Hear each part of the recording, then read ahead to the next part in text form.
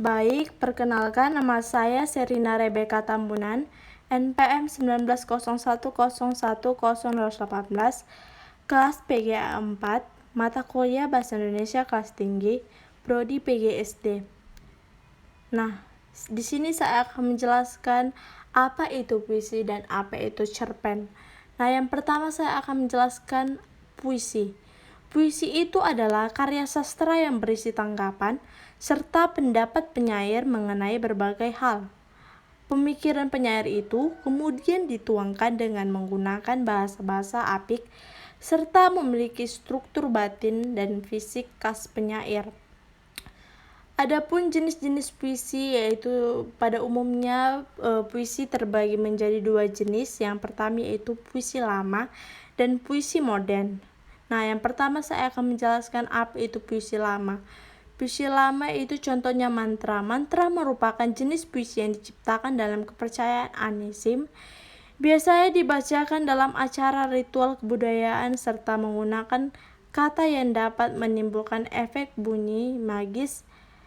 Jenis puisi lama yaitu berupa pantun, syair, talimbun, mantra, dan gurindam. Nah, yang pertama saya akan menjelaskan apa itu pantun. Pantun merupakan puisi lama yang bersajak AA, AB, AB dengan setiap baris terdiri atas 4 baris, 2 baris sampiran dan 2 baris isi. Talimbun itu terdiri dari sampiran dan isi lebih dari 4 baris dan selalu genap. Contohnya itu 2 baris sampiran dan 2 baris isi. Yang ketiga syair. Syair memiliki 4 bait bersajak AAAA serta isinya mengisahkan suatu hal.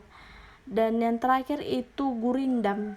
Gurindam merupakan puisi lama yang terdiri atas 2 baris berirama sama. Isinya baris pertama adalah sebab, sedangkan baris kedua berisi akibat. Nah, selanjutnya saya akan menjelaskan apa itu puisi modern. Puisi modern itu adalah puisi naratif yang merupakan puisi yang digunakan untuk menyampaikan sesuatu cerita. Dibedakan menjadi 3 epik, yaitu romansa dan balada. Jenis kedua puisi modern adalah puisi lirik yang digunakan untuk mengungkapkan gagasan penyair. Jenis terakhir puisi modern adalah puisi deskriptif, yaitu puisi yang mengemukakan pendapat serta kesan penyair. Nah, di sini saya akan mendalami jenis-jenis puisi, yaitu saya akan mendalami tentang pantun. Pantun adalah jenis puisi lama yang tiap baitnya terdiri atas 4 baris serta memiliki sampiran dan isi.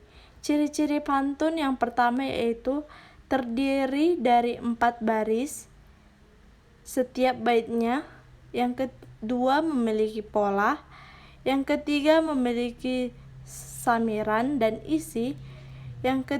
Dan yang terakhir tidak memiliki nama penulis. Adapun jenis-jenis pantun yang pertama yaitu pantun nasihat, pantun jenaka, dan pantun teka-teki. Nah, selanjutnya itu ada di sini saya akan menjelaskan ciri-ciri puisi. Nah, puisi terdiri atas kumpulan kata-kata yang tersusun tiap baris-barisnya. Yang kedua, baris tersebut terkumpul menjadi beberapa bagian. Dan yang ketiga itu setiap baris memiliki setiap baris terakhir berbunyi kata vokal, terkadang berupa huruf konsonal. Dan yang terakhir itu setiap baris terakhir bunyi vokal yang teratur. Nah, selanjutnya saya akan menjelaskan apa itu cerpen. Cerpen adalah cerita pendek atau biasanya itu bisa kita sampaikan kepada SD karena anak SD itu senang mendengarkan cerita yang disingkatkan. Nah, di sini pertama saya akan menjelaskan beberapa ciri-ciri cerpen. Cerpen itu yang pertama cerpen itu bersifat fiktif atau karangan dari penulis. Yang kedua, tersusun dari tidak lebih dari 10.000 kata. Yang ketiga, dapat dibaca dengan sesekali duduk. Yang keempat, diksi yang dipakai tidaklah rumit sehingga mudah dipahami. Yang kelima, memiliki alur tunggal atau satu jalan cerita. Yang keenam, biasanya dituliskan berdasarkan peristiwa dalam kehidupan. Yang terakhir, memiliki pesan moral dan yang terkandung.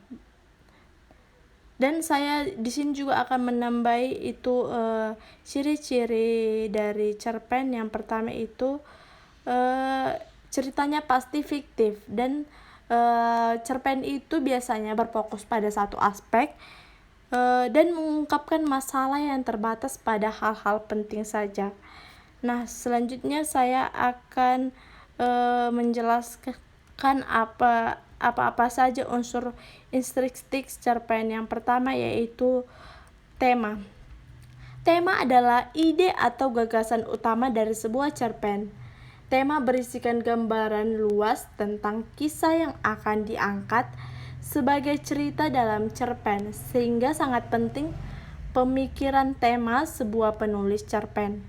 Yang kedua, tokoh atau penokohan.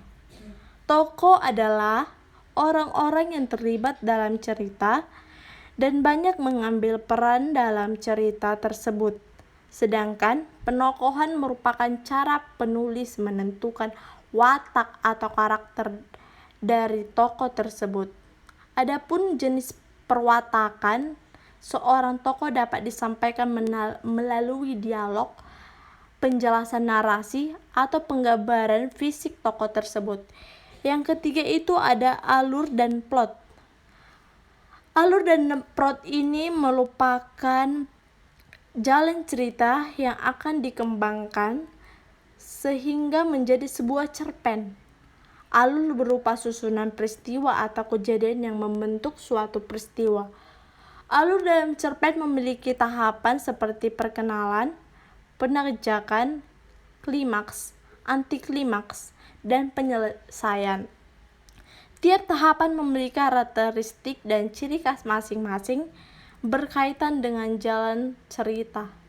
Yang keempat ada setting atau latar. Setting merupakan gambaran tentang peristiwa-peristiwa yang ada di dalam cerita.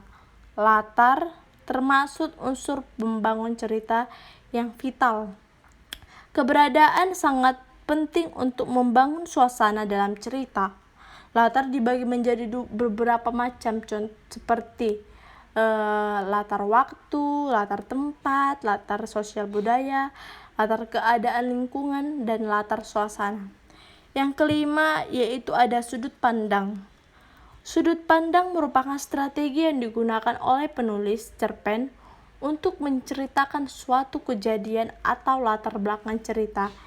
Di dalam suatu cerita pendek ini terdapat sudut pandang sebagai orang pertama, sudut pandang orang kedua, dan sudut pandang orang ketiga.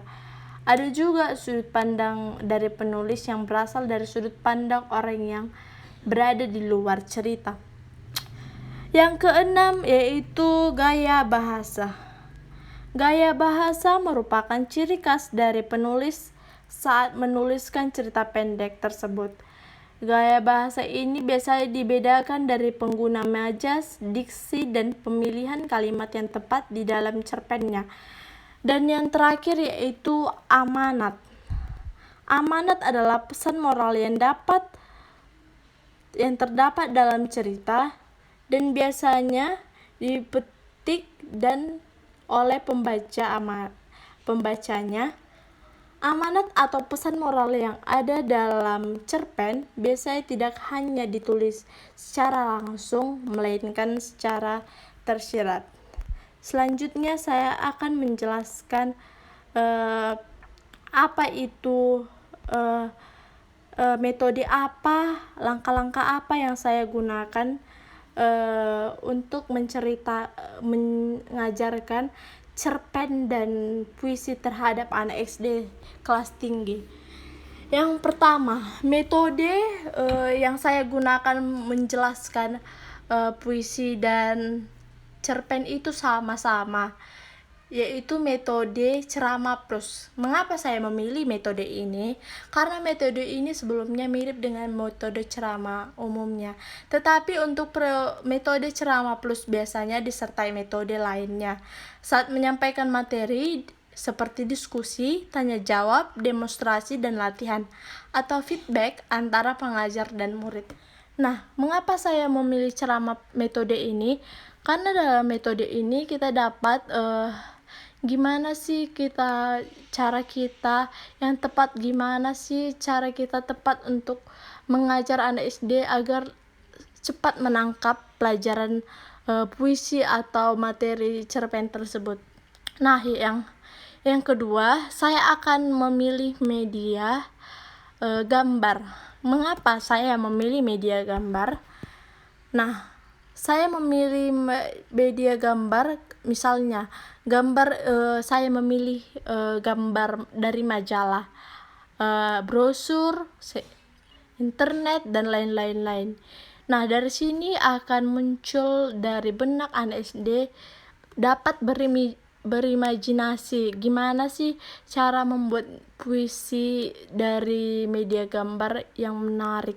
Nah, dalam pembelajaran pembaca puisi, ragam media yang berupa gambar dapat dimanfaatkan untuk menjelaskan tokoh-tokoh puisi, gaya penyair, bentuk deklamasi, gambar gerak-gerakan senam dan pemanasan, bentuk mulut dalam vokal, dan gambar gerakan dapat melatih olah napas, gambar latihan imajinasi, hingga gambar berupa ekspresi-ekspresi total dalam pembaca puisi. Nah, pendekatan yang saya gunakan untuk mengajarkan cerpen dan puisi untuk anak SD kelas tinggi yaitu pendekatan konseptual. Mengapa saya memilih pendekatan konseptual ini? Karena pendekatan konseptual ini adalah di mana konsep belajar, di mana guru mengaitkan materi yang diajarkan dengan situasi dunia nyata. Misalnya, nah, saya mengajarkan puisi itu terhadap anak SD. Saya membuat contoh puisi-puisi itu mengaitkan dengan dunia lain agar mereka seperti berimajinasi.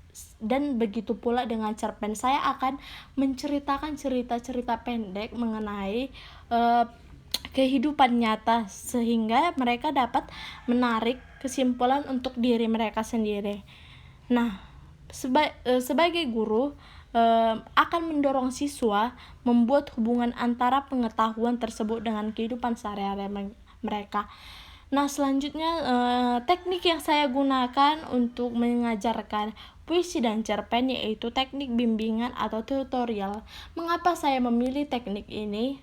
Karena di sini anak SD tentu belum bisa memahami 100% apa itu puisi dan apa itu cerpen. Nah, di sini saya akan melakukan teknik ini supaya saya bisa menjelaskan secara detail atau menggunakan bimbingan atau tutorial gimana cara sih membaca puisi, apa sih ciri-ciri puisi, dan saya bisa juga gimana sih cara membaca puisi yang bagus, gimana sih mimik wajahnya, gimana sih vokalnya. Nah, teknik bimbingan atau tutorial adalah suatu proses pengelolaan pembelajaran yang dilakukan melalui proses bimbingan yang diberikan atau dilakukan oleh guru kepada siswa baik secara perorangan ataupun kelompok kecil siswa.